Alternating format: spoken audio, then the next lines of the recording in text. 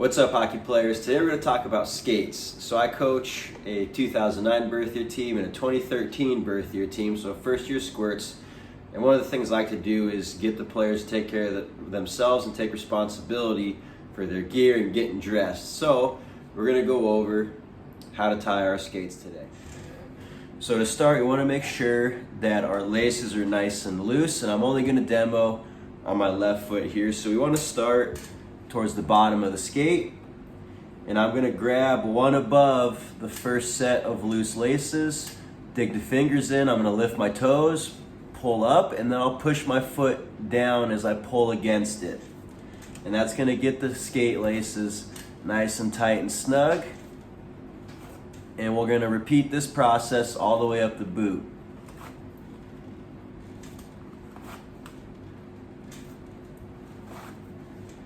So notice as I get higher up the boot, the laces get longer. I can get my whole hand in, get a nice strong pull, and then I'll push my foot straight down.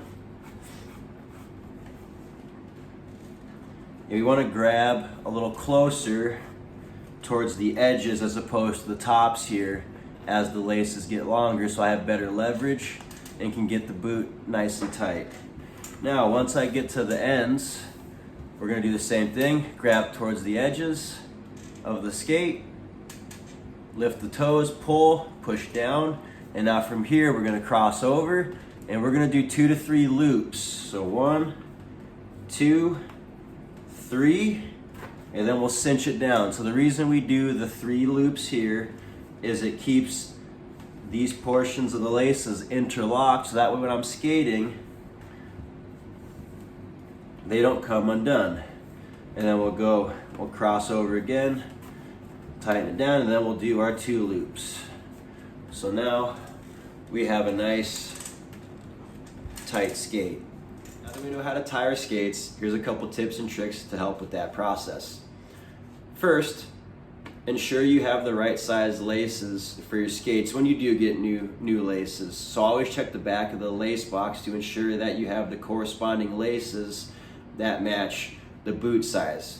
Too short of laces, we're not going to get our skate tight enough. Laces that are too long, we're going to be left with all this extra lace that we now have to tie around our ankle, and now we look like a bender.